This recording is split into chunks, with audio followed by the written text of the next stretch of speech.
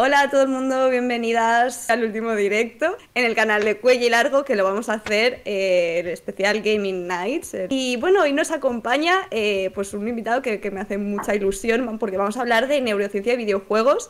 Pablo Barretxeguren, Muy perdón, bien. bien, lo he dicho bien.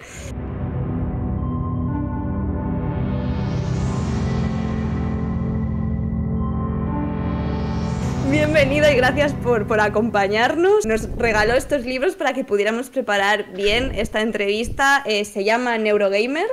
Lo recomendamos muchísimo y vamos a estar hablando de todos los temas que se tratan. Pablo es doctor en biomedicina, especializado en neurociencia, dedicado a la divulgación científica. Pablo, agradecerte que estés aquí. Tenemos muchas preguntas. El libro nos ha gustado mucho, nos ha parecido muy interesante. Así que, bueno, vamos a darle ya el pistoletazo de salida. Te vamos a hacer la típica pregunta, pero yo he intentado darle aquí una vuelta de tuerca, ¿no? Que es que antes o sea, nos gustaría preguntarte un poco lo típico de cómo nace el proyecto, este libro, pero personalmente a mí me gustaría saber si de alguna manera está impulsado por lo que venía diciendo antes, ¿no? Las ganas de rebatir desde la ciencia todos los sesgos negativos y esa mala fama que se achaca a los videojuegos desde los medios generalistas especialmente, ¿no? El proyecto, un poco sí que lo menciono en el libro, quizás la semilla de la que viene todo esto es de una neurocientífica, que es muy importante, que es Daphne Bavillier, que yo cuando hacía la tesis fui a una charla suya y es la primera persona que escuché hablando de neurociencia y videojuegos, que luego más adelante saldrá el tema de ella. Pero eso se queda ahí durante muchos años. Y luego me dedico a la divulgación científica y empiezo a pensar, hay un momento que me doy cuenta bueno, que debería escribir un libro. Yo estudié en la Escuela de Escritura en Barcelona y como que parece la movida lógica. Y intenté pensar en no escribir otro libro más de neurociencia, sino que uno que aportara más. Y creo que ahí, dándole vueltas, me salió el tema de neurociencia y videojuegos porque yo también he jugado siempre y la tesis la hice jugando a videojuegos por la noche y por la mañana y por la noche en el fin de semana en el laboratorio. Y se suma lo que tú dices. Cuando tengo la idea primigenia, digo, bueno, a lo mejor esto ya se ha explorado. Y me pongo a mirar los temas, como el tema, los que hablaremos, ¿no? De la violencia o de la adicción y todo esto, y las opiniones que hay, me encuentro que no hay... no es, o sea, no es por atacar, pero me encuentro opiniones. No me encuentro datos. No me encuentro... Y digo, bueno, a lo mejor no hay datos. Y me pongo a mirar datos y resulta que sí que hay datos. Lo que no hay, que es lo que hago con este libro, es como el paso intermedio, ¿no? De la ciencia pura o gruesa de los archivos científicos que no entiende nadie, no hay un paso a la sociedad. Y entonces eso dificulta el paso de la información. Con lo cual digo, pues ya está, pues ya tengo el libro, ahora solo hay que escribirlo. Y ahí sale la idea. Creo que voy a empezar yo la siguiente pregunta, como pues yendo un poco como más al clickbait, ¿no? Y que es algo bueno, que muchas personas se preguntan o es un tema que se recurre mucho en los medios. ¿Son los videojuegos adictivos? Esa es la pregunta que en términos científicos se responde con ¿a qué hay movidas? No, porque no es una pregunta fácil. Yo creo que uno de los mayores errores es como generalizar. Como en todo, en general es un error. Y no todos los videojuegos cumplen las mismas patrones ni condiciones, ¿no? Entonces, si tú te pones a mirar los datos, sí que ocurre que quizás... Bueno, quizás no. Hay algunos... Cuando tú miras, sí que hay personas que han desarrollado lo que se puede... Luego lo podemos hablar en más detalle, ¿no? Pero hay algunas personas que han desarrollado lo que encaja en la descripción de una adicción sin sustancia. Pero es un grupo de personas concretas jugando a unos juegos concretos en unos contextos sociales. El problema general de las adicciones es que son cosas muy multifactoriales. Entonces, sí que hay algunos videojuegos que podríamos decir que son adictivos, sobre todo porque además se puede identificar que abusan de ciertas mecánicas que se sabe sobre el papel que tienen el potencial de ser adictivas, pero no se puede generalizar. Y un mismo videojuego puede ser, según el momento que te pille, un problema o no. Hay muchas capas en esto. yo quería hablar, empezando un poco de menos clickbait y hablando de una cosa que se habla muy poco, ¿no? Y cómo no, estamos en el canal de Cuello y Largo y hemos venido a relacionarlo con el capitalismo. Precisamente porque justo casi la primera frase que sueltas en el libro, que de hecho el primer capítulo se llama el tutorial, ¿no? Que hablas de que jugar es algo natural y hablas de la importancia y la necesidad del ser humano de jugar, ¿no? Del homo ludens, por así llamarlo. Y aquí mi comentario no, es que parece que la era del turbocapitalismo ahora más que nunca se ha olvidado ese aspecto lúdico tan importante para el ser humano en pos de ser únicamente seres que producen, ¿no? De hecho, no se comenta en ninguna parte del libro, pero precisamente en un intento de hacer atractivo el trabajo y la producción ha surgido el concepto de la gamificación, que muy poco estamos realmente poniendo las patas arriba, ¿no? ¿Te gustaría hablar un poquito de esto, aunque no sea algo que hables concretamente en el libro? A ver, yo sí que creo que estamos perdiendo la importancia de la pausa. Que a nivel vital, mira, desgraciadamente tengo yo un ejemplo. A mí hace poco se me ha muerto un familiar. Y no he podido procesar, porque se muere un jueves, el viernes tal, y yo el lunes tengo que trabajar como si nada, ¿no? Entonces, pero aparte de todo eso, que eso deriva... no poder gestionar ciertas cosas y deriva en problemas de salud mental, como se está viendo constantemente.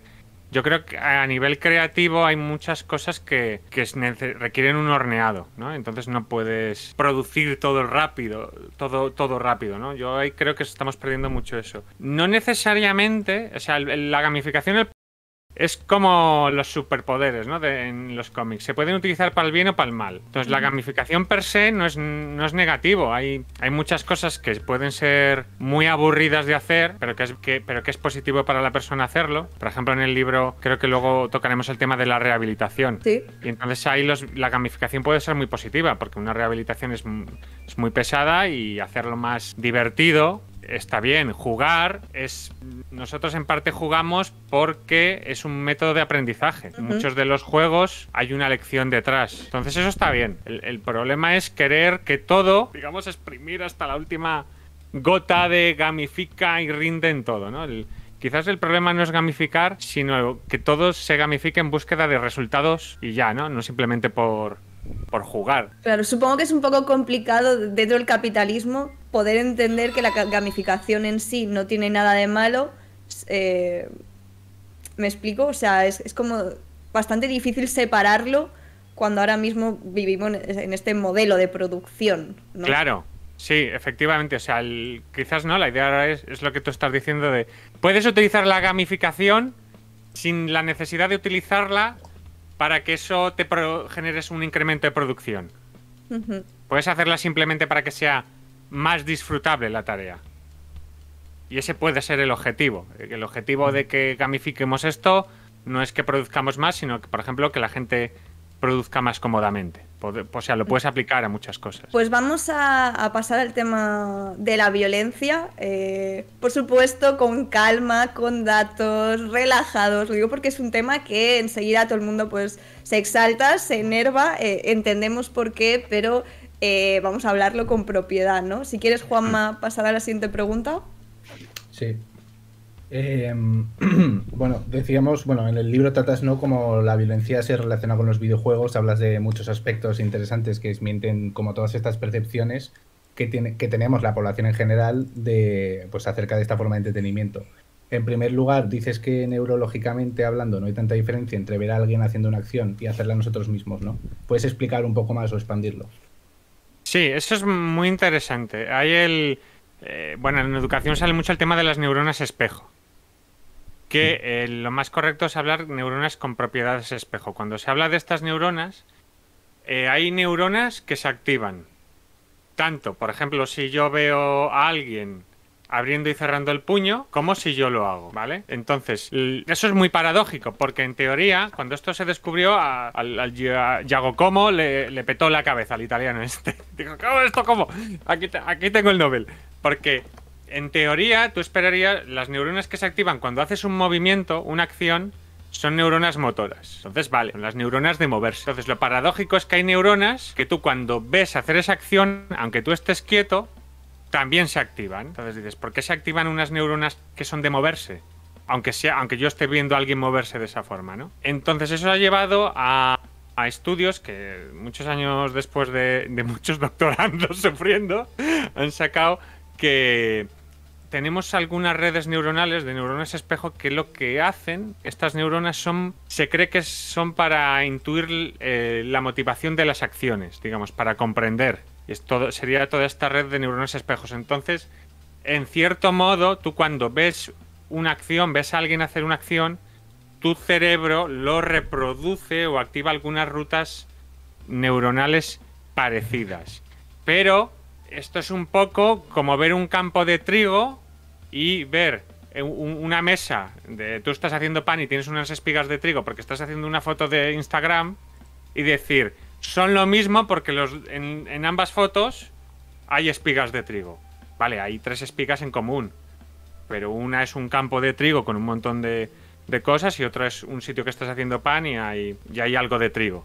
Entonces, que compartas algunas redes neuronales cuando ves a hacer algo o cuando lo haces no significa que tú sientas, o sea, no significa que lo estés haciendo. O sea, a veces parece como que hay que repetir lo obvio. Tú no estás apuñalando haciendo esa acción. De hecho, con los videojuegos ni siquiera los movimientos son iguales porque tú estás moviendo en un mando. No estás disparando la escopeta. Entonces eso ha llevado a mucha confusión y de hecho hay mucha discriminación porque este efecto se da en cualquier contexto que tú estás viendo. Entonces también en el cine y en la tele, incluso cuando tú estás imaginando o imaginando también incluso en el sentido de leer un libro, parcialmente se pueden dar estos efectos. Entonces toda la cultura que requiere proyectar un poco la acción de otras personas, tú dirías, es que me está cambiando, y sabemos que no es así. Pasamos al siguiente tema dentro de la violencia en videojuegos, ¿no? Que poco se habla del tema PEGI, pero realmente es que el tema del sistema de clasificación por edades es fundamental, ¿no? Es algo en lo que insistes a lo largo de diferentes capítulos, ¿no? Del mismo modo que no todos los videojuegos son iguales, ¿no? Muchas veces se trata el tema de los videojuegos, se unifica como un todo cuando realmente hay videojuegos, aquí lo sabemos en este canal, muy, muy, muy diferentes, ¿no? Por desgracia falta mucha formación por parte de los padres acerca de esta clasificación por edades, ¿no? Así como el interés por conocer qué consumen sus hijos, que eso también es súper importante, ¿no? ¿Qué consejos podrías dar al respecto o qué te gustaría expandir? Claro, aquí el mundo ideal, hay un consejo muy claro. Lo que pasa es que el mundo no vivimos en el mundo ideal, pero lo idóneo sería que tú pudieras compartir el tiempo de juego obviamente no, también los críos necesitan un espacio solos, ¿no? Eso también hay que respetarlo. Pero poder compartir el hobby de los videojuegos con ellos, ya sea jugando juntos o meramente como un espectador.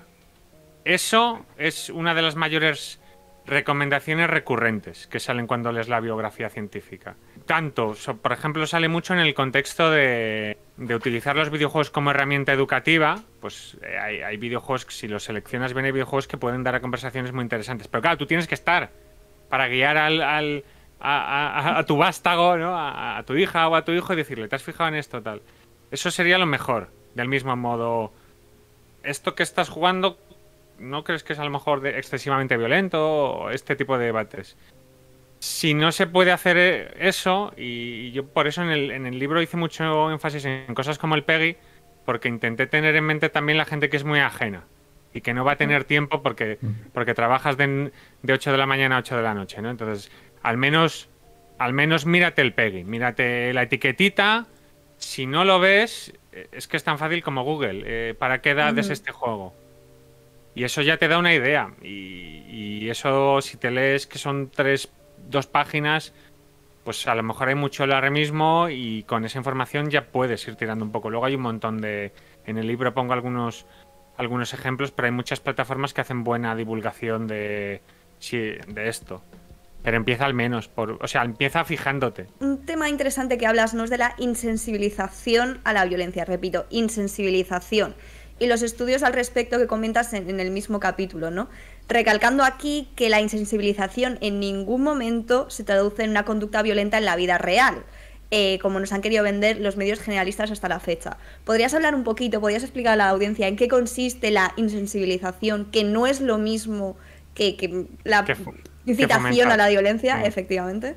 Sí, esa es una de las movidas. Todos entendemos que no es lo mismo incitar a alguien a hacer una acción.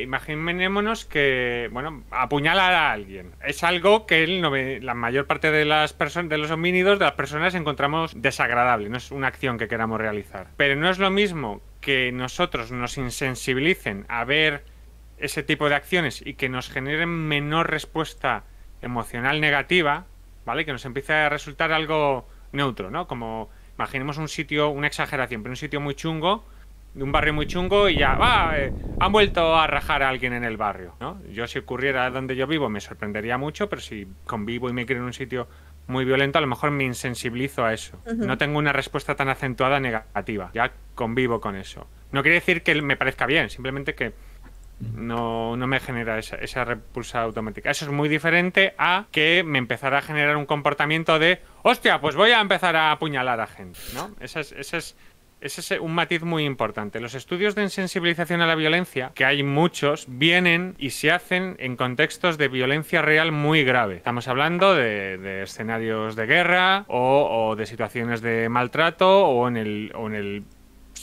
maltrato continuado durante mucho tiempo de crianza, o barrios muy, muy problemáticos con guerras de bandas y todas estas cosas. Entonces, en esos estudios se ve que si tú, y en contexto especialmente de niños, de gente muy joven, que el cerebro todavía se está formando y es muy delicado en ese momento, la exposición a la violencia nos genera muchísimo estrés. Es horrible.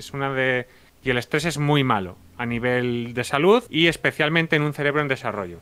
Entonces, el cuerpo y el cerebro, para intentar un poco encontrar un balance entre no puedo huir de esta violencia que me rodea y tengo que limitar los daños que me genera, en muchos casos, o bueno, en un porcentaje de la población que se expone a estas situaciones tan graves de violencia real, lo que ocurre es que se baja su sensibilidad a esos eventos violentos. Se les generan menos estrés, se vuelven más neutros a esa violencia cotidiana y salvaje que ven todos los días.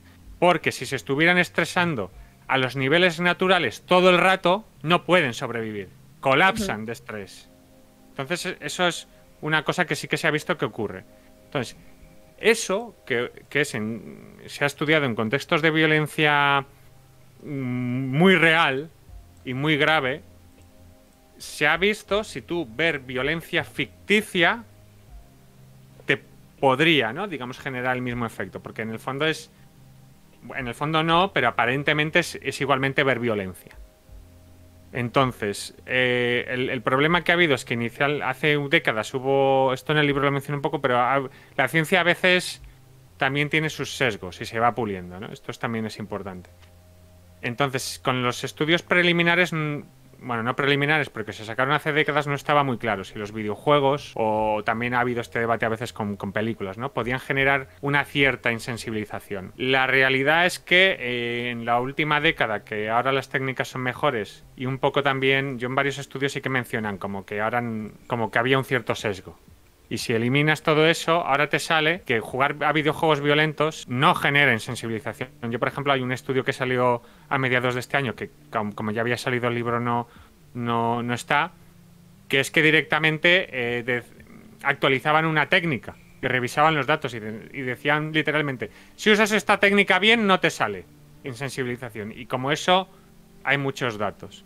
Entonces, a día de hoy no hay evidencias de que te provoque una insensibilización, y también hay un debate muy fuerte sobre lo que estamos diciendo, de no hay que confundir que se genere una insensibilización con que estés fomentando la violencia. Y eso lleva pues las conclusiones que hay en el libro son muy claras de si nos preocupa la violencia, la prioridad no está para nada en los videojuegos, está en muchos otros problemas sociales que bueno, a lo mejor no hay tanto interés o lo que sea, pero temas de aulas o temas de ideologías, eso es muy importante y no se está tratando. Te queríamos preguntar, ¿no? ¿De dónde crees que nace todo este estigma social tan negativo a los videojuegos? ¿Es como puro desconocimiento hacia un entretenimiento nuevo o cómo lo ves? Es difícil porque son cosas que tienden a ser como muy multifactoriales, ¿no? Que vienen de muchos sitios el problema. Hay una parte que innegablemente, cuando se hicieron ciertos trabajos hace décadas, la tecnología no estaba a punto, digamos.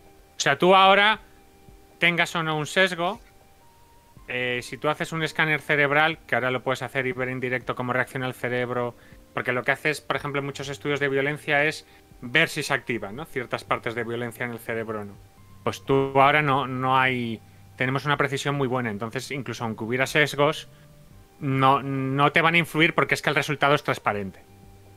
O al menos el resultado mayoritario. Pero antes sí que había, digamos, ese margen de error. No sé por qué, eso sí que no lo entiendo, las tecnologías nuevas suelen generar este recelo, ¿no? Y a veces también es muy difícil porque muchas de las cosas vienen... Hay mucha no contaminación, pero influencia de distintas sociedades. Y por ejemplo en la estadounidense, yo esto es una apreciación personal, pero veo mucho que se han utilizado de cabeza de turco para tapar otros problemas. Yo en el libro menciono el capítulo de la violencia, no lo desarrollo, pero obviamente lo empiezo con Donald Trump echándole la culpa de un tiroteo a los videojuegos. Y eso es extremadamente ridículo, ¿no? Pero obviamente, como no pueden hablar de la problemática que tienen de las armas y hay que echar la culpa a algo, pues vamos a echarlo a esto. Entonces yo creo que juegan ahí muchas cosas. Y tú ves un problema y a veces es muy fácil echarle la culpa a los videojuegos o algo externo, cuando a lo mejor el problema es que tienes un problema muy grave en casa.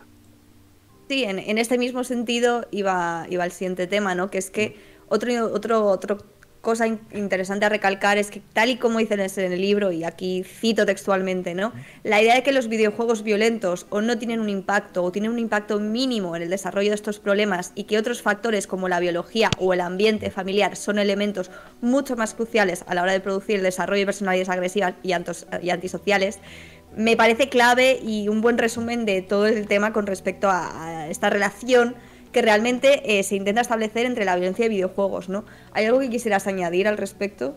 Sí, que la educación es clave.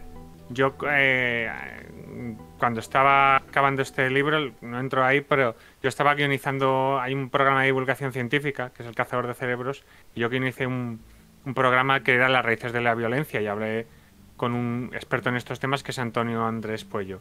Y yo no se me olvida una frase que él dijo, que si consiguiéramos eliminar no es la palabra correcta, solventar el problema del maltrato infantil, tendríamos una gran mejora social. Y hablando y además él hablaba maltrato, él hablaba de no es solo pegar, es desatender, es mucho más complejo, ¿no?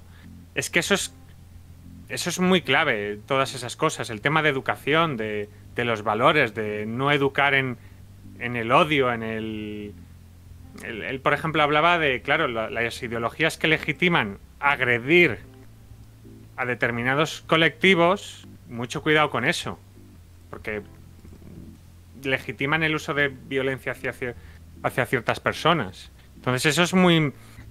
Uno nace como nace en la biología que nace, pero la educación tiene la capacidad de cambiar las cosas. El capítulo sobre la adicción introduces en primer lugar el tema de las adicciones sin sustancia, que esto está bien que introduzcamos el tema, ¿no? Porque aquí, por ejemplo, entra la clásica ludopatía, que volveremos a recuperar en próximas preguntas, o por ejemplo la adicción al trabajo, que también se habla muy poco de esto, ¿no?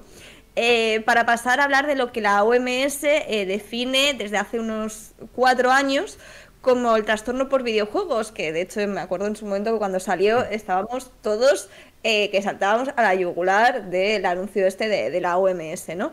¿Podrías explicar a la audiencia qué considera la OMS como adicción al videojuego y si estás de acuerdo con lo que dice la OMS?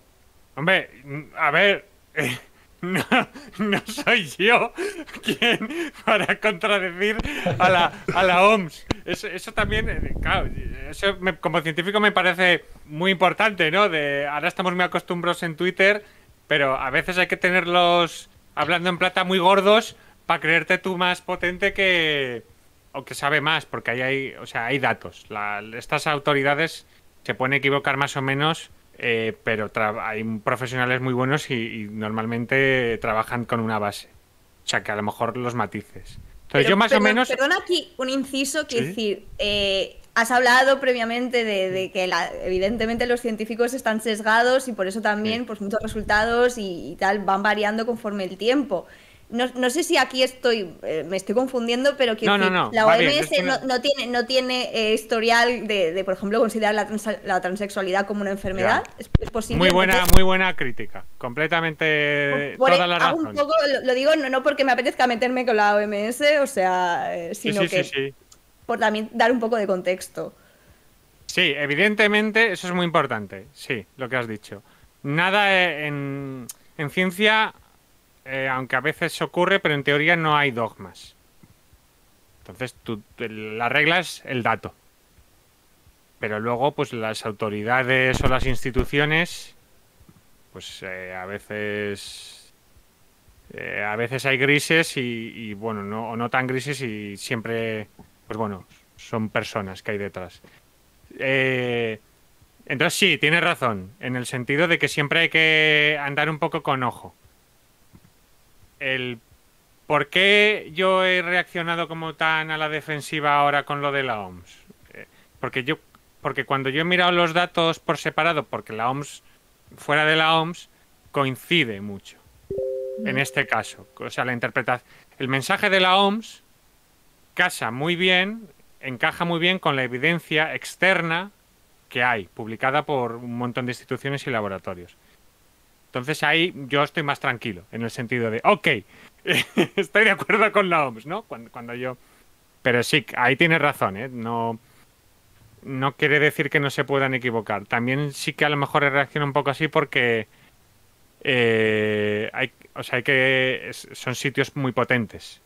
Entonces también si vamos a dudar, ahora como que está muy en boga poner en duda muchas cosas de científico-técnicas. Si vas a poner en duda algo tan grande como la OMS, mi punto es que hay que estar fuerte en eso, ¿no? Pero sí, siempre que esto. La interpretación de la OMS, estoy de acuerdo. La OMS básicamente lo que hace, la OMS, y antes era otra institución que también lo menciono, ¿qué ocurre? Que se empieza a detectar en lo que las adicciones sin sustancia son... En el libro menciono que tú no puedes decir que los videojuegos son una droga, porque la definición técnica de droga hace referencia a una sustancia. Entonces te tienes que tomar algo. Pero eso no quiere decir que las actividades no puedan ser adictivas. Que eso es lo de adicciones sin sustancia que has dicho tú, ¿no? Te puedes volver adicto al trabajo y todo. Nadie se queja de eso. Te puedes volver adicto al deporte, al sexo, la ludopatía, todas estas cosas. Entonces, lo que ocurre es que la OMS se hace eco y acaban sacando esas conclusiones y luego, antes o después, otras instituciones hacen definiciones iguales porque encuentran en casos clínicos y un número importante de casos clínicos de jugadores o jugadoras que tienen, digamos, la sintomatología de tener una adicción sin sustancia. Es un cuadro complejo que puede tener varias cosas. Por ejemplo, lo que se habla mucho es el paso del uso al abuso. Cuando tú, por ejemplo, cojamos jugar a videojuegos, que yo juego a videojuegos muchas horas no es necesariamente malo. O necesariamente no implica una adicción. A lo mejor tengo mucho tiempo libre. O a lo mejor me estoy entrenando para ser un profesional del LoL o del Valorant o lo que sea. El problema es si yo estoy jugando una cantidad de tiempo y yo, objetivamente, por jugar esa cantidad de tiempo, estoy jodiendo otros aspectos de mi vida. Estoy dejando de dormir, estoy descuidando mi trabajo, mis relaciones personales, mi salud, tal. Esto es lo que es un paso del uso al abuso, ¿no? Esa actividad empieza a ser tóxica.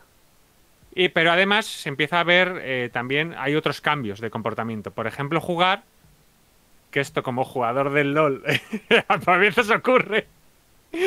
Jugar y tú estás muy enfadado, no estás disfrutando y juegas otra partida. Y no estás disfrutando, ¿no? La pregunta, y claro, en ese momento a lo mejor no te paras a pensar, ¿por qué estoy jugando? ¿No? Este tipo de cambios de comportamiento. Entonces, todo eso hace un cuadro que se pueden tener unos cuantos rasgos u otros de todo esto, del síndrome por videojuegos o síndrome por videojuegos online. Esto, luego ha habido estudios que, aparte de detallar el cuadro, han hecho estudios de neuroimagen. Ya han mirado el cerebro de las personas con este cuadro clínico y han visto cambios cerebrales muy similares a los que hay en otras personas que tienen otras formas de adicción sin sustancia, ¿no? Es un poco como, vale, desde fuera parece una adicción sin sustancia. Cuando miramos al cerebro, también encaja con ese cuadro. Entonces lo van configurando así. Entonces tiene sentido llamarlo, o sea, ya está,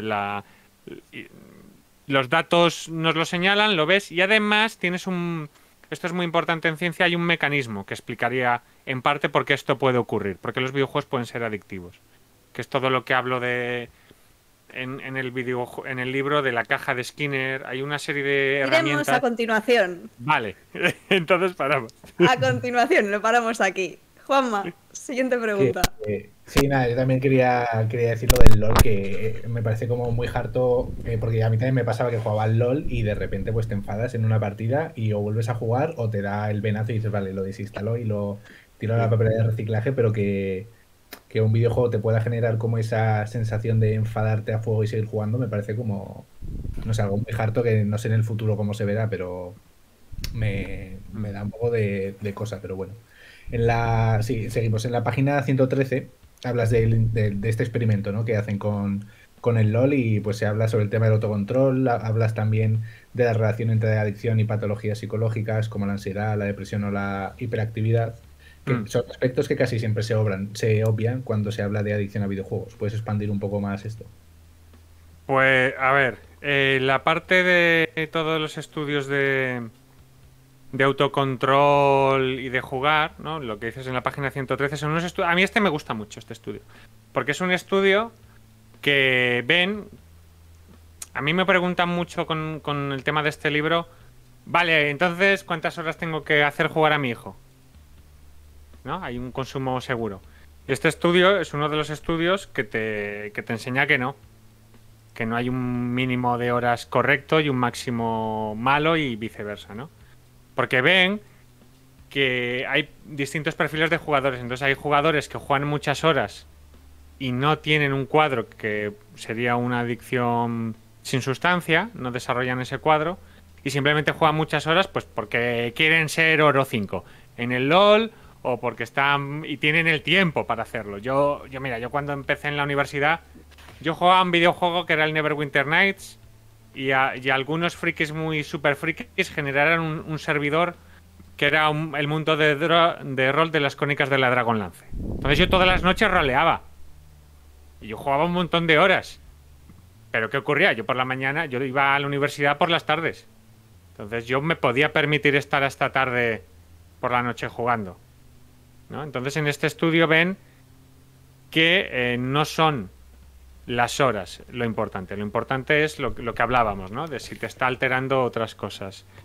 Luego, con el tema de cosas, aquí hablamos del concepto de comorbilidad, ¿no? De tú tener un problema de salud o una situación y que te aparezcan otras cosas paralelas, ¿no? Como por ejemplo fumar más si juegas a videojuegos o todo esto. Aquí es difícil, he de decir. No he encontrado o sea, lo que intentan buscar en estos trabajos es un poco lo del huevo o la gallina. Sí, por jugar a videojuegos a lo mejor fumas más o al revés, ¿no? Aquí todavía lo veo que es difícil, porque algunos estudios sí que te encuentran alguna asociación, pero pueden ser correlaciones. Porque tampoco te pueden explicar el mecanismo, ¿no?, que habría detrás.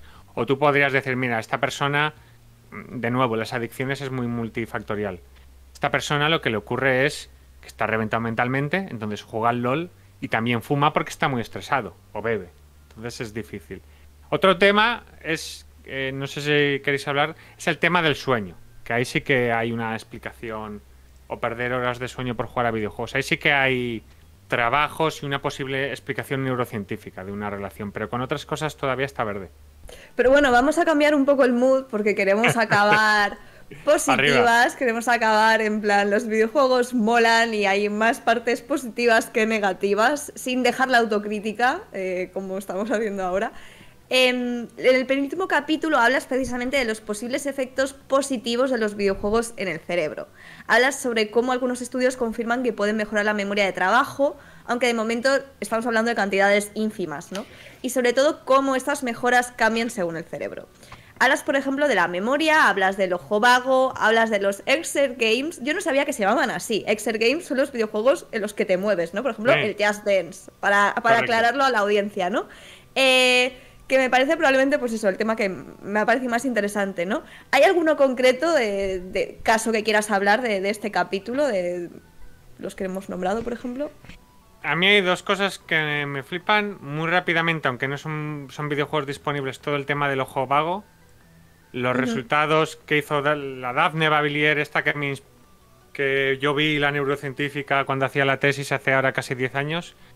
Esta mujer con videojuegos hechos a medida ha conseguido unos resultados impresionantes para corregir el ojo vago.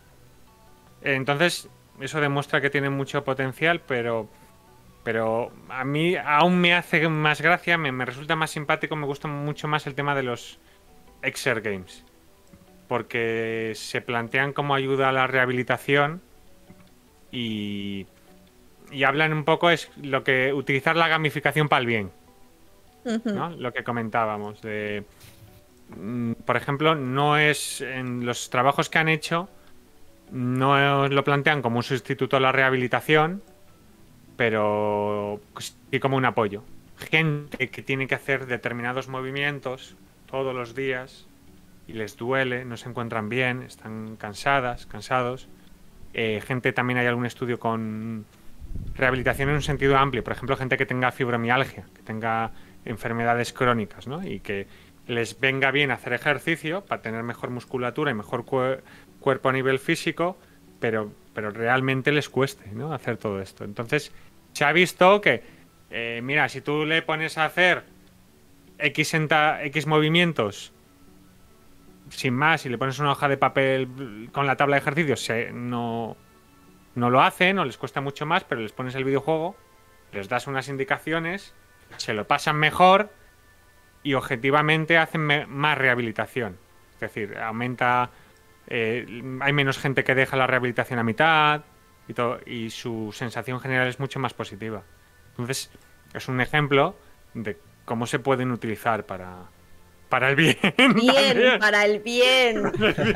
Pues muchas gracias por haber venido. Estamos encantadas, estamos muy contentas de hecho despedir el programa y el último programa del año contigo. Nos ha encantado la entrevista, nos ha encantado el libro que recomendamos aquí de nuevo, se llama Neurogamer. Hemos tratado todos los temas que hemos tratado durante el directo, pues está aquí pues mejor explicado, con muchos estudios detallados, con muchas fuentes y muchas más cosas que evidentemente no podemos tratar en un directo de hora y media.